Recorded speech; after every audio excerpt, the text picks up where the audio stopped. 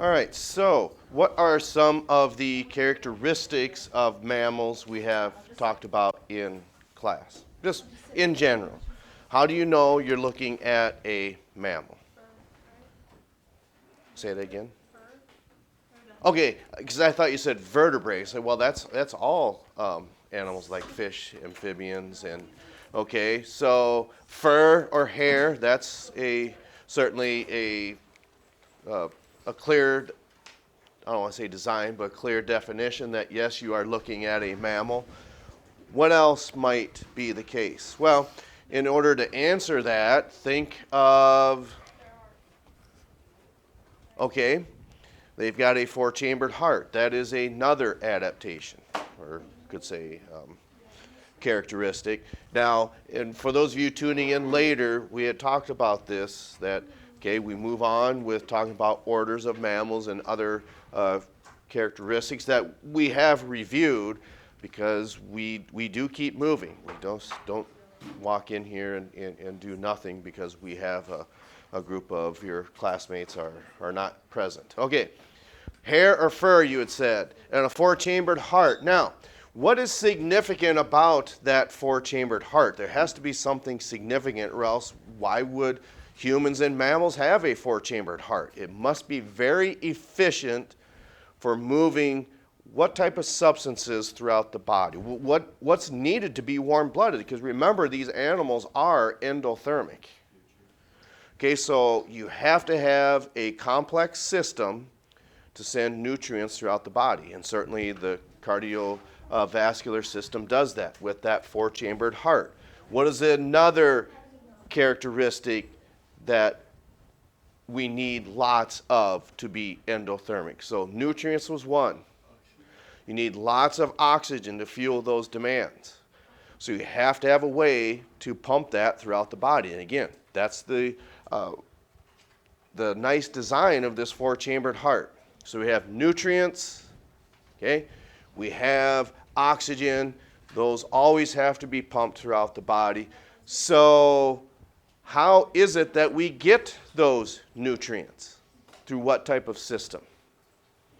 So if it's a cardiovascular system, which is your pumping heart and your blood vessels, okay, vascular means vessel, so a cardiovascular system is your heart, your arteries, and veins.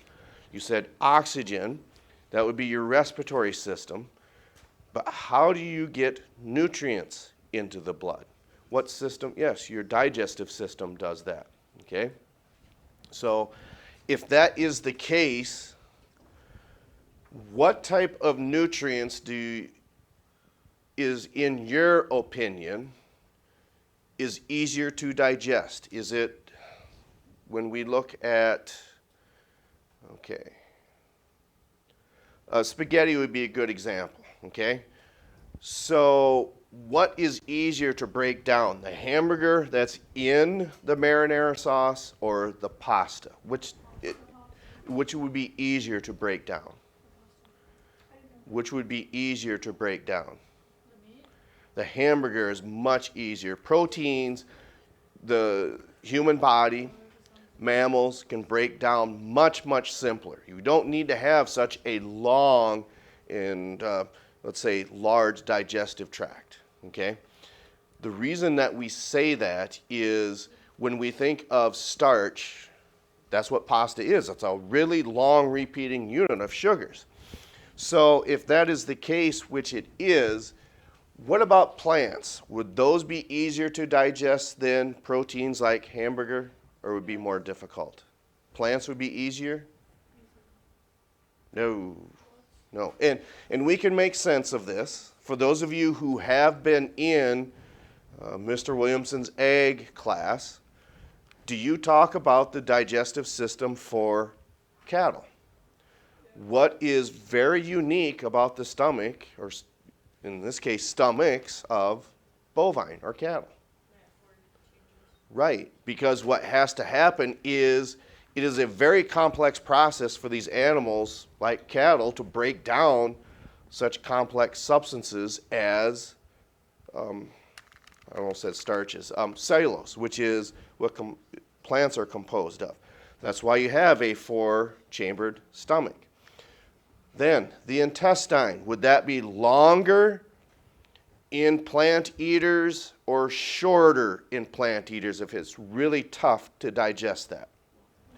It would be much longer, giving that animal much more of an opportunity to, let's say,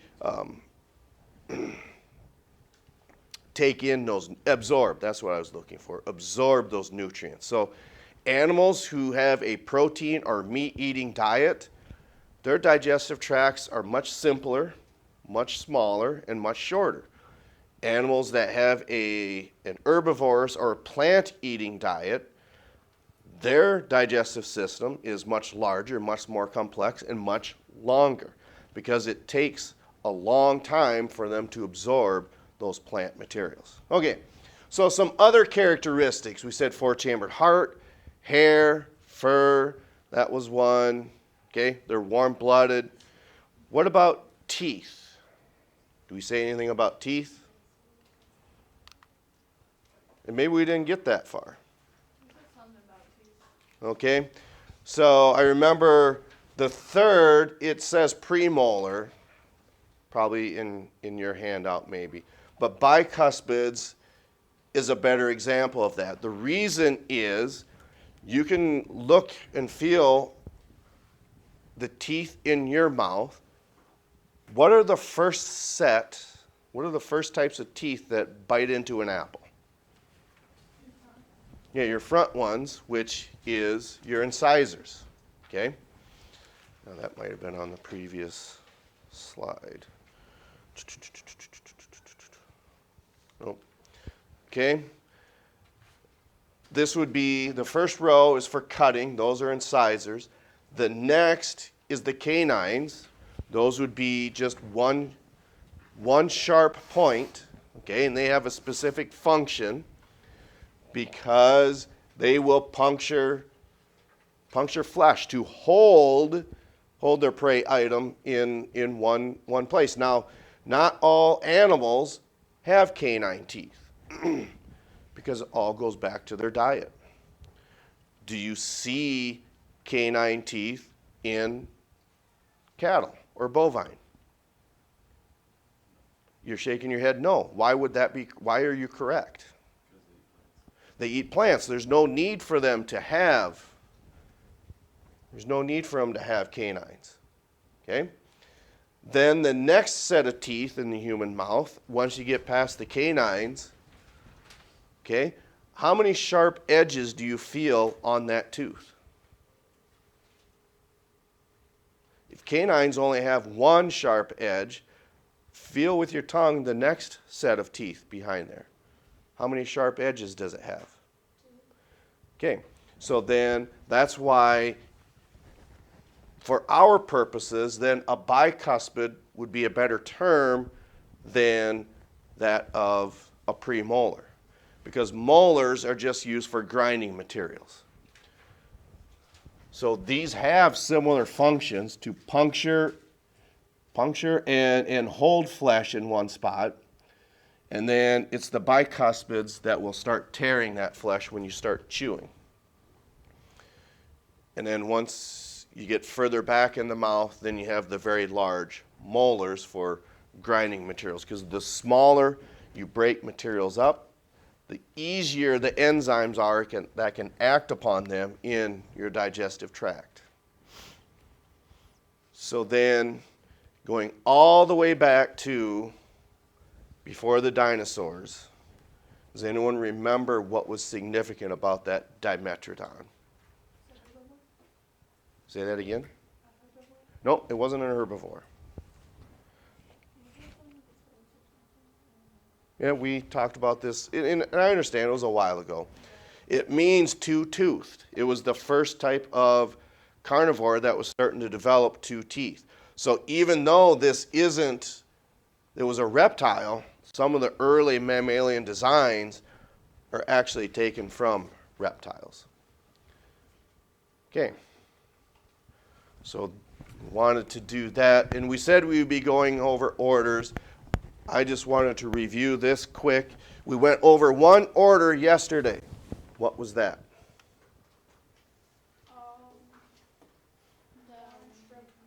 Monotremata, or monotremes, you could say. Okay? And this is not on that table on page 894 because it leaves out the animals that have different types of reproductive functions. So the reproductive functions would be how the embryos develop. So, if that's the case, how do spiny anteaters, echidnas, and duck-billed platypus, how do those animals develop? It's got something similar to birds and reptiles, and that is what? It's the only set of mammals that do this. And that's what? Going straight across. Yeah, they're the only mammals that, for some reason, nature selected them to still lay eggs. And we asked, okay, so what are some examples of a marsupial? We said koala bear, okay? You could say an opossum. Then the most common that everyone associates a marsupial with is a kangaroo, okay? So what this means then, now we're starting to get to animals that are born alive, but it's just that they're really, really tiny and very immature. They're just not very big when they're born.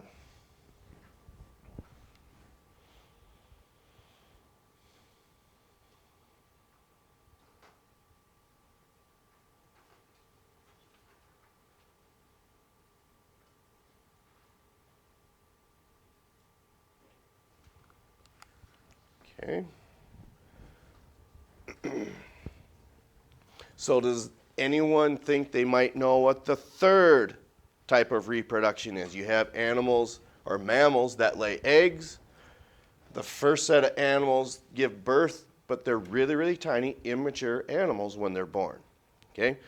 Then, like pigs, horses, and cattle, where do those embryos develop? They're not born, well, if they're born immature, they probably won't survive. They develop inside the female's uterus, and how are they actually attached to the mom or the female? There's an umbilical cord. We call those placentals. Now, that's not up here, but we could ask what are the three forms of reproduction in mammals? 1, monotremes that lay eggs. 2, marsupials that give birth to live immature young that develop inside of a pouch. Then the third type, placentals. You could give any example for that. Elephants, cats, bears, any other type of mammal that's not a marsupial or a monotreme. So is it possible that there's an advantage to being a placental as opposed to a marsupial? Maybe. Well, it's just the way the man upstairs just designed. We could say this animal kingdom. There's got to be advantages in each one of these. Otherwise, there would not be an opportunity for this to stick around. So maybe it's an advantage to lay eggs. It's not as taxing on the parent. It's just not, okay? Maybe it's an advantage giving birth to live young.